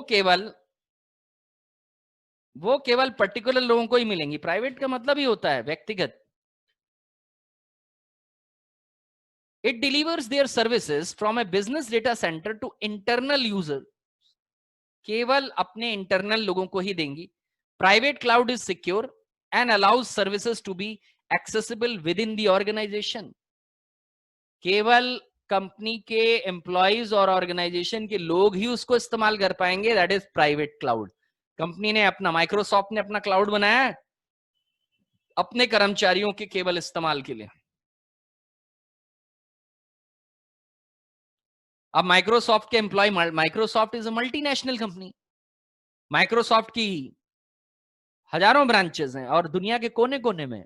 तो उन्होंने, उनका एक एम्प्लॉय जो है वो यूएस से इंडिया आया और इंडिया आकर अपने डेटा को यूज करना चाहता है, तो क्लाउड माइक्रोसॉफ्ट के ऑफिस में बैठ के वो अपना डेटा एक्सेस कर ले रहा है, कहां? यूएस में रखा हुआ। Because Microsoft has its own cloud and the employees authorized to access the private cloud. Being their employee, उनका एम्प्लॉय होने की वजह से they are authorized to access private clouds. जो भी माइक्रोसॉफ्ट ने बनाया, एक से ज्यादा बनाए हैं या एक बनाया, जो भी हो। पब्लिक क्लाउड या कम्युनिटी क्लाउड किसको कहते हैं? Third partly cloud service, internet पे फ्री फॉर जनरल पब्लिक, उसको कहते हैं पब्लिक। और तीसरा क्लाउड कहलाता है हाइब्रिड क्लाउड। और हाइब्रिड, जैसे हाइब्रिड मशीनें होती हैं, हाइब्रिड कहते हैं संकर प्रजाति का, जिसमें जो दो अलग अलग प्रजाति से मिलके बना हो, यानी जिसमें दोनों के गुण हो, उसको कहते हैं हाइब्रिड। तो हो गया आपका प्राइवेट, पब्लिक और हाइब्रिड क्लाउड, जिसके अंदर दोनों तरह की सुविधा हो, पब्लिक और प्राइवेट की दोनों तरह की क्वालिटीज हो, दैट इज हमारा hybrid cloud. Next, service model क्या है उसके अंदर, किस तरह की सर्विस मिलती, क्या कहते हैं उन सर्विसेज को, क्या रेफरेंस मॉडल है, किसके ऊपर ये मॉडल आधारित है? तो यहां कह रहा है in reference models on which the cloud computing is based, वो रेफरेंस मॉडल, वो मॉडल कोई ना कोई कंप्यूटिंग किसी ना किसी के ऊपर आधारित रहती है, उसका कोई बेस होता है, आधार होता है। तो इसका आधार क्या है, क्या रेफरेंस मॉडल है? The three basic services on which our cloud computing is based upon are, वो तीन सर्विसेज जिनके आधार के ऊपर, जिनके पिलर्स के ऊपर ये क्लाउड बना है। पहला है इंफ्रास्ट्रक्चर एज ए सर्विस, जिसको कहते हैं IaaS, infrastructure as a service, IaaS, the most basic level of service which provides virtualized computing resources over internet। सबसे बेसिक, सबसे आधार रहित, सबसे नहीं, पहले यही सर्विस है, बेसिक सर्विस है, बहुत ही बेसिक कहते हैं, जो शुरुआती सर्विस कहलाती है, विच प्रोवाइड्स वर्चुअलाइज्ड कंप्यूटिंग। इस सर्विस के भीतर वर्चुअलाइज कंप्यूटिंग की जाती है रिसोर्सेस की, इंटरनेट, यानी इसमें वर्चुअल पीसी या वर्चुअलाइजेशन किया जाता है कंप्यूटिंग का। वर्चुअल कंप्यूटर बनते हैं और उनमें रिसोर्सेज रख दिए जाते हैं। तो वर्चुअलाइज कंप्यूटिंग होती है रिसोर्सेज की इंटरनेट पे, सबसे पहले यही काम किया जाता है। दूसरा है PaaS, platform as a service, PaaS, PaaS, provides host development tools। provides host development tools. It can be accessed by user on internet. जो होस्ट जो सर्विस को लेगा वो इसमें डेवलपमेंट कैसे करेगा? मान लीजिए आपने कोई सर्विस ली Amazon से ही, मान लीजिए कोई सर्विस ले ली, आपने एक सर्वर ले लिया और आपको उसमें वेबसाइट होस्ट करनी है, तो आपके पास कोई टूल होना चाहिए जिससे आप उस पर बना सके उसको वहां पे। अब आपका कंप्यूटर तो यूज नहीं हो रहा, वो तो यूज हो रहा है कोई और, अमेजन का वेब सर्वर आप यूज कर रहे हैं, तो वहां पे भी आपको जैसे आप अपने कंप्यूटर में टूल से वो बनाते हैं वैसे एपीआई टूल्स वहां पे भी होने चाहिए जिससे आप उन टूल्स की मदद से कुछ बना सके वहां पे उन कंप्यूटरों पे भी। तो होस्ट को डेवलपमेंट करने के लिए टूल, उसके लिए क्या करना होगा? बहुत सारी apps, application interface, web portals और गेटवेज वहां बनेंगे जिनके जरिए आप उन टूल्स को एक्सेस कर पाएंगे इंटरनेट पे भी, उन कंप्यूटरों में या उन डिवाइसेस में जो कि दूसरों के होंगे लेकिन आपको किराए पे मिले। समझिए क्लाउड कंप्यूटिंग कुछ और नहीं, किराए की है, जो दूसरों के कंप्यूटर में होती है और एक्सेस आप कर लेते हैं। सॉफ्टवेयर एज ए सर्विस, सास। तो IaaS, पास और सास तीन तरह की सर्विस इसमें यूज की जाती है क्लाउड में। It is distribution model which deliver software application over the internet. अब कभी कभी सॉफ्टवेयर्स भी इसके अंदर अवेलेबल रहते हैं इंटरनेट पे इस्तेमाल करने के लिए। डिस्ट्रीब्यूशन सॉफ्टवेयर एप्लीकेशन डिलीवरी, ये सॉफ्टवेयर सर्विसेज जो मिलती हैं वो सास कहलाती हैं। प्लेटफॉर्म जो मिलता है सर्विस एक्सेस करने के लिए और टूल एक्सेस करने के लिए, पास। और इंफ्रास्ट्रक्चर जो मिलता है बनाने के लिए, वो वर्चुअलाइज कंप्यूटिंग रिसोर्स मिलता बनाने के लिए मिलता है, वो कहलाता है IaaS। IaaS, पास और सास तीन तरह की सर्विस हमको क्लाउड पे मिलती।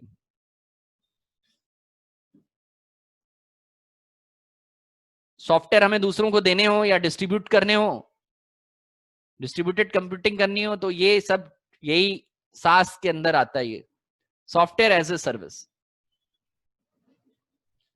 इसका काम है सॉफ्टवेयर एप्लीकेशंस की डिलीवरी करना इंटरनेट पे। एडवांटेजेस ऑफ क्लाउड कंप्यूटिंग, फायदा क्या है? One can access applications as utilities over internet. Internet पे एप्लीकेशंस आपको एक्सेस करने के लिए मिल जाती हैं और इंटरनेट हर वक्त चल रहा होता है, तो आपको कहीं से भी जो भी एप्लीकेशन बनी हो कहीं से भी एक्सेस कर सकते हैं, चला सकते हैं। अभी आप अगर कोई वेबसाइट बनाएंगे, आपको वेबसाइट बनाना आता होगा, आपने मॉड्यूल 2 में कोई ना कोई छोटी छोटी वेबसाइट आपने बनाई, मान लीजिए आपने 10 पेज की एक साइट बना दी, लेकिन क्या वो चलेगी सारी दुनिया में? नहीं चलेगी। क्यों? क्योंकि वो इंटरनेट पे नहीं है। तो वही काम अगर क्लाउड के जरिए किया गया होता और वहां पे रखा गया होता तो वो सबको मिलती। तो ऐसी यूटिलिटीज जिनको आप चाहते हैं इंटरनेट पे सबको एक्सेसिबल हो, तो क्लाउड वो आपको फैसिलिटी देगा। Manipulate and configure applications online at any time. किसी एप्स को जो आपने बनाया है उनको आपको सेटिंग बदलना हो, उसके अंदर कोई बदलाव करना हो, ऑनलाइन किसी भी वक्त आप कर सकते हैं क्योंकि वो 24 घंटे एक्सेसिबल है आपके लिए इंटरनेट पे। Cloud computing offers on demand self service. Cloud computing demand होने पे, यानी जब जरूरत हो आपको तब खुद से ही अपनी सर्विस को घटा बढ़ा सकते हैं आप। आपकी डिमांड थी तो उसके लिए किसी और के पास जाने की जरूरत नहीं। आपने क्लाउड परचेज, देखिए क्लाउड पे एक होता है प्राइवेट और एक पब्लिक, तो क्लाउड पे चीजें लेनी पड़ती हैं। आपको प्राइवेट क्लाउड अपना खुद का चाहिए या क्लाउड सर्विसेज, जैसे मैंने अभी आपको बताया अमेजन अपना क्लाउड देता है तो 1 साल के लिए, उसमें पेड क्लाउड भी होता है और फ्री वाला क्लाउड भी रहता है, फ्री सर्विसेज वाली भी रहती है। फ्री सर्विसेज में बहुत ही लिमिटेड सर्विस रहती हैं, आपको उससे ज्यादा सर्विस चाहिए तो आपको उसको पे करना पड़ेगा। लेकिन जब वो सर्विस मिल जाती है तो सर्विस में अगर आपको कुछ भी चेंजेस करने हैं तो आप तुरंत उन सर्विसेज को चेंज कर सकते हैं। जैसी आपकी डिमांड हुई, कोई और सर्विस लेनी है तो आपने फट से उस सर्विस की रिक्वेस्ट करी और फट से वो सर्विस आपको मिल गई। तो क्लाउड कंप्यूटिंग डिमांड करने पे वो सर्विस को ऑफर भी करता है। आपने कहा मेरी ये डिमांड है, फटाक से ऑफर करेगा, ये पेमेंट इतने का है, आप इसको लीजिए। कुछ फ्री में होगा तो वो फ्री में मिल जाएगा आपको। जैसे मैंने अभी आपको बताया अमेजन में कुछ फ्री में है, 1 साल तक फ्री में है, तो 1 साल तक आप फ्री में उसका फायदा उठाइए, लेकिन वो फ्री में भी लिमिटेड। अगर आप पेमेंट करते हैं तो आप जो डिमांड करेंगे वो सर्विस तुरंत आपको मिल जाएगी, और उस सर्विस को आप खुद से स्वयं से कंट्रोल भी कर सकते हैं और मांग भी सकते हैं। सेल्फ सर्विस, जैसे आपको पानी पीना था तो आप उठे और खुद आपने, किसी को बुलाया नहीं, खुद आपने वो पानी निकाल के पी लिया, दैट इज सेल्फ सर्विस। उसी तरह डिमांड भी आपने खुद करी और खुद ही आप उसको हैंडल भी कर रहे हैं। और तो इस तरह के ऑफर्स भी क्लाउड कंप्यूटिंग में हैं। आपने डिमांड जनरेट करी और आपको वो ऑफर सर्विस के तौर पे मिल गया, सर्विस ऑफर हो गई आपको। Cloud computing is highly cost effective because it requires only internet connection. Cloud computing जो है बहुत ही कॉस्ट इफेक्टिव होती है। क्यों? क्योंकि हार्डवेयर आपको परचेज नहीं करना पड़ता।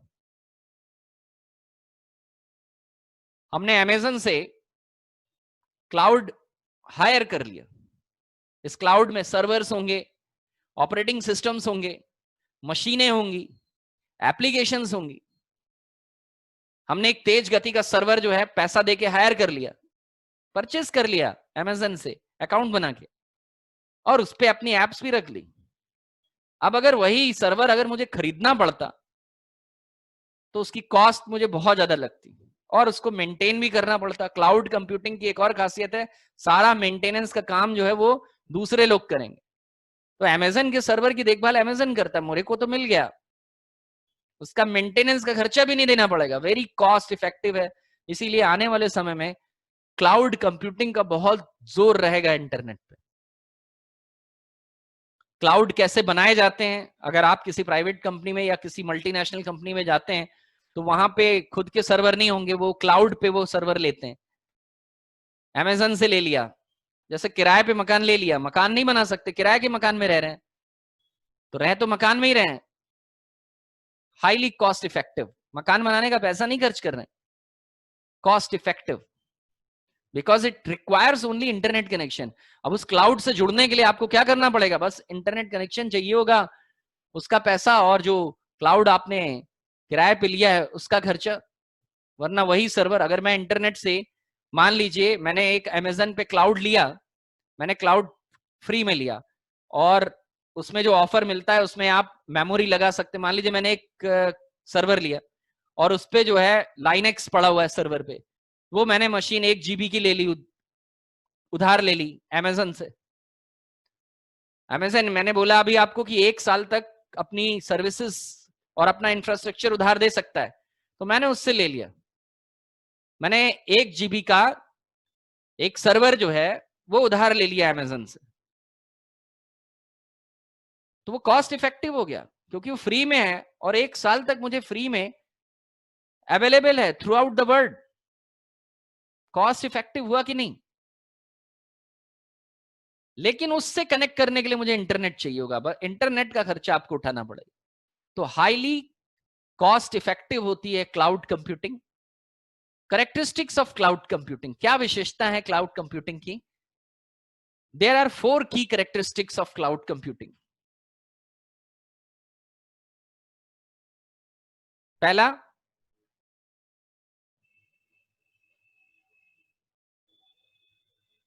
ऑन डिमांड, जब आपको जरूरत हो आप लॉग इन करिए और यूज करिए। On demand self service. Cloud computing allows the user to use web services and resources on demand. जब आपको जरूरत लगी आपने लॉग इन किया और यूज कर लिया, हमेशा अवेलेबल रहेगी। Broad network access,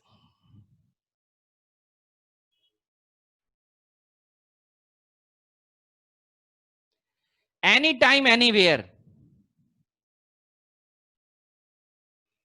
cloud computing is web based, क्योंकि क्लाउड कंप्यूटिंग इंटरनेट पे आधारित होती है। It can be accessed any time anywhere. Resource pooling, resource pooling का मतलब होता है, रिसोर्स माने हार्डवेयर और सॉफ्टवेयर जो आपके कंप्यूटर में, आपने क्लाउड कंप्यूटिंग में जो हार्डवेयर सॉफ्टवेयर डाले हैं वो आप दूसरों को शेयर भी कर सकते हैं। Cloud computing allows multiple users to share a pool of resources. Cloud computing एक साथ कई लोगों को hardware, database, basic infrastructure share करने की सुविधा देती है। आप अपने हार्डवेयर शेयर कर सकते हैं, डेटाबेस जो आपने बनाई है क्लाउड पे वो शेयर कर सकते हैं, और जो बेसिक इंफ्रास्ट्रक्चर है वो भी दूसरों के साथ। तो एक रिसोर्स पूलिंग बन जाती। पूल मतलब एक के पीछे एक जो कतार लगती है उसकी पूल बन जाती है। तो बहुत सारे लोगों को आप शेयर कर सकते हैं। रैपिड इलास्टिसिटी, कभी भी आप किसी भी रिसोर्स को अप और डाउन कर सकते हैं। It is very easy to scale up और down the resources at any time. आप किसी भी रिसोर्स की क्षमता को कभी भी बढ़ा सकते हैं और कम कर सकते हैं। इसको ऐसे समझा जाए, माने ये मैंने पहले 1 TB की हार्ड ड्राइव लगाई थी, 1 TB की हार्ड ड्राइव और ले ली, तो कभी भी कोई भी रिसोर्स कम ज्यादा किया जा सकता है। रैपिड इलास्टिसिटी, इलास्टिसिटी मतलब लचीलापन। लचीलापन मतलब आपके अकॉर्डिंग कभी भी कोई भी चीज अप और डाउन करना। यहां पे कंप्यूटिंग में इलास्टिसिटी नाम का गुण कहलाती है। तो एक तो क्या गुण हो गए क्लाउड कंप्यूटिंग के? सेल्फ सर्विस है, जब आपको जरूरत लगी आपने लॉगिन किया और यूज किया जितनी देर यूज करना है रिसोर्स को, क्योंकि ये वेब सर्विसेज है, ऑन डिमांड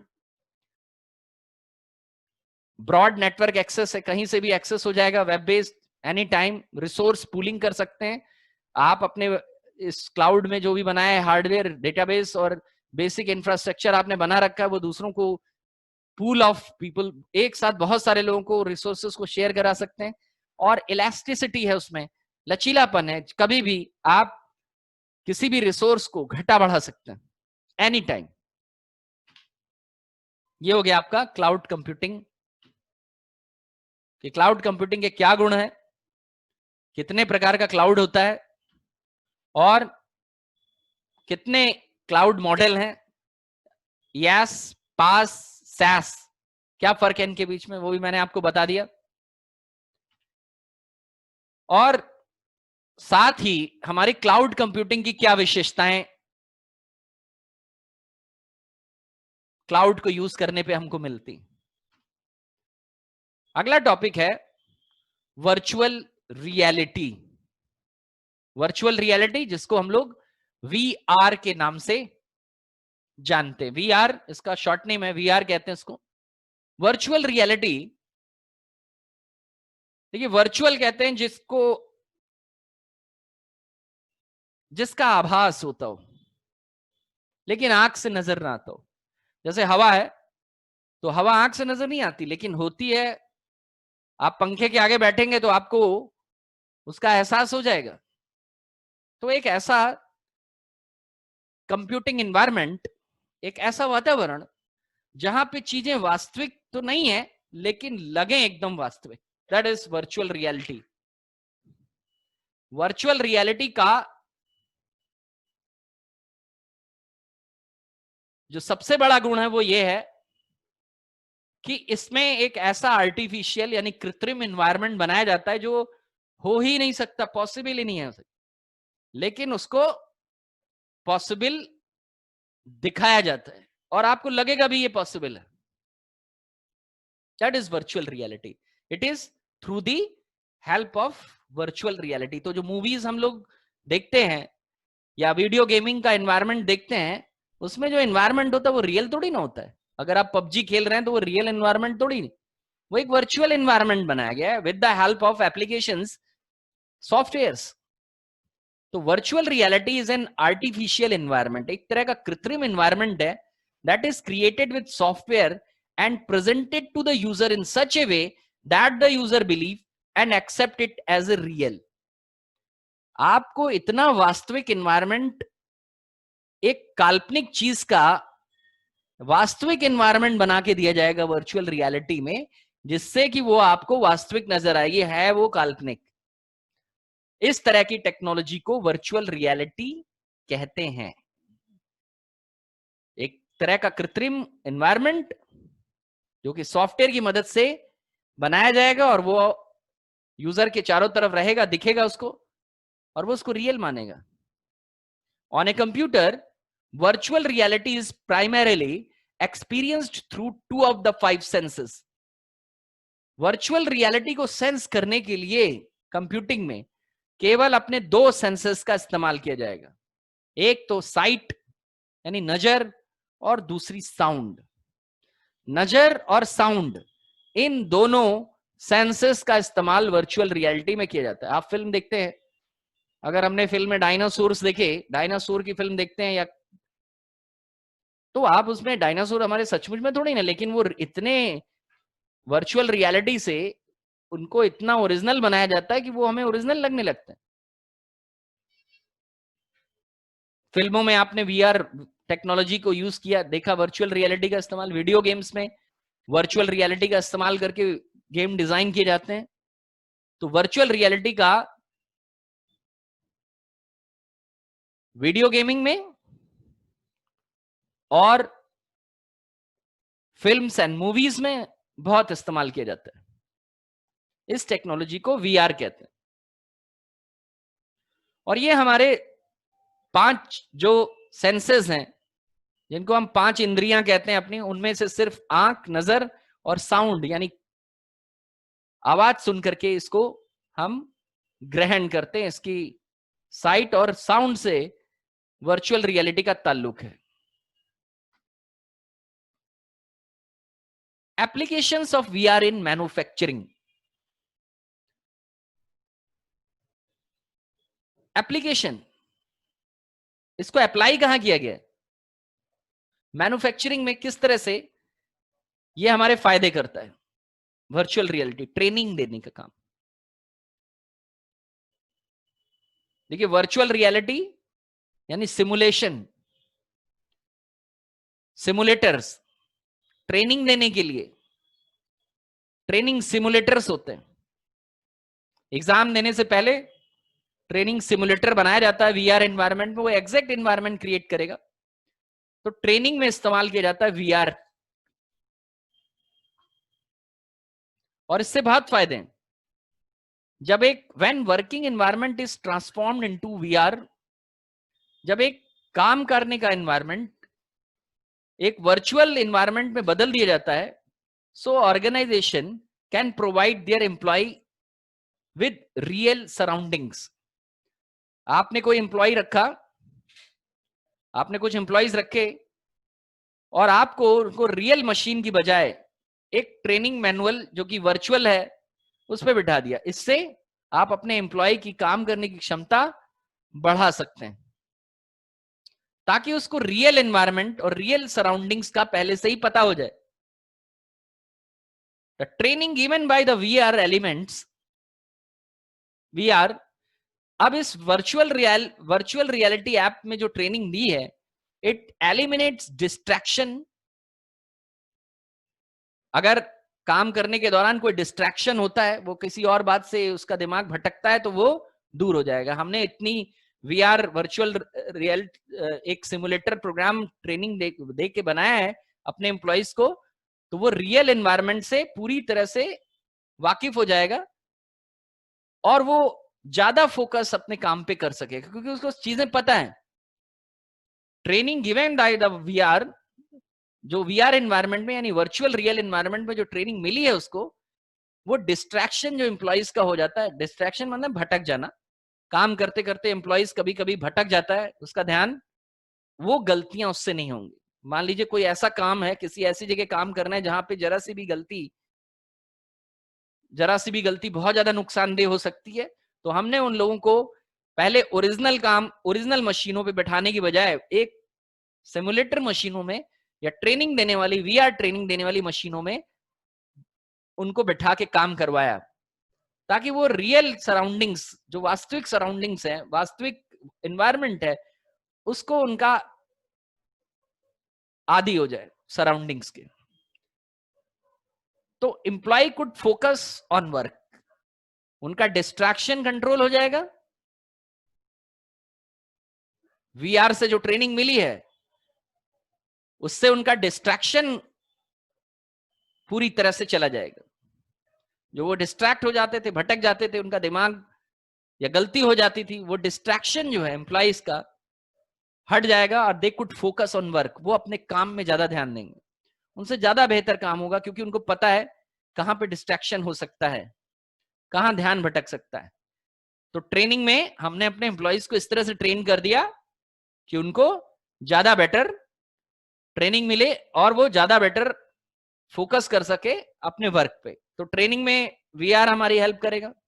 फैक्ट्री प्लानिंग करने में, फैक्ट्री अभी बनी नहीं है, हमने उसको एक वर्चुअल बना के, जैसे सॉफ्टवेयर में ही पूरा बिल्डिंग बन करके तैयार हो जाती, यहाँ पे ये, यहाँ पे वो, ठीक वैसे ही फैक्ट्री की पूरी प्लानिंग कर ली। VR can help management to create entire factory, पूरा सेटअप न्यू प्लान कर लिया, and remove errors during planning, और प्लानिंग के दौरान हमने उन एरर्स को भी अपने वर्चुअल एनवायरनमेंट में डाल करके दूर कर लिया। तो फैक्ट्री की प्लानिंग करने में, कोई नया सेटअप डालने में, जो जो गलतियां हमसे होंगी उनको हमने अपने वर्चुअल सॉफ्टवेयर में डाल करके और एक सिमुलेटर बना के चेक कर ली। सो वीआर कैन हेल्प मैनेजमेंट, ये मैनेजमेंट की हेल्प करेगा पूरी फैक्ट्री बनाने में, नया सेटअप प्लान बनाने में, और जो एरर आएंगे उनको दूर करने में प्लानिंग के दौरान। प्लानिंग के दौरान वास्तव में काम करते वक्त जब हम वास्तव में वो काम कर रहे होंगे तो जो एरर आएंगी उनको हम पहले से ही दूर कर सकते होंगे, क्योंकि हमने पूरी प्लानिंग जो है वो वीआर एनवायरनमेंट में पहले करके देख ली। Maintenance and inspection, trained expert can enter into virtual manufacturing environment and carry out safety inspection and routine maintenance। जो ट्रेंड एक्सपर्ट होंगे हमारे, जिनको हमने इंस्पेक्शन यानी चेकिंग करना और मेंटेनेंस करना सिखाया होगा, उनकी अपनी इस एबिलिटी को और ज्यादा बढ़ाने के लिए हमने उनको वर्चुअल मैन्युफैक्चरिंग एनवायरनमेंट दिया। They can carry out safety inspection, एक वर्चुअल एनवायरनमेंट दिया, एक फैक्ट्री बना के दी, वर्चुअल मैन्युफैक्चरिंग एनवायरनमेंट। तो एक फैक्ट्री हमने बनाई और उसमें वो मेंटेनेंस और इंस्पेक्शन के ऑपरेशन कैरी आउट कर रहे हैं, जिनसे उनकी एफिशिएंसी जो है वो और ज्यादा बढ़ जाती। जैसे वीडियो गेम खेल करके सारे लेवल्स, अगर आप पहली बार वीडियो गेम खेलेंगे, बार बार खेलेंगे, तो आपकी हर बार आपकी एबिलिटी उस वीडियो गेम और उसमें आने वाली प्रॉब्लम्स को लेकर के आपकी ज्यादा बढ़ जाती है। एबिलिटी आप एक के बाद एक लेवल क्लियर करने लगते हैं। ठीक वैसे ही ये कुछ वीआर एनवायरनमेंट ऐसे ही हमारे एम्प्लॉयज की फैक्ट्री प्लानिंग की और ट्रेनिंग में जो एम्प्लॉयज काम करते हैं उनकी एफिशिएंसी को बढ़ाता जाएगा। लगातार वीआर ट्रेनिंग से हमें ये फायदे मिलेंगे। That's all for today. आज का हमारा सेशन यहीं पे खत्म होता है। हम लोग कल हम लोग इसके आगे करेंगे, देखेंगे क्या है नेक्स्ट सेशन।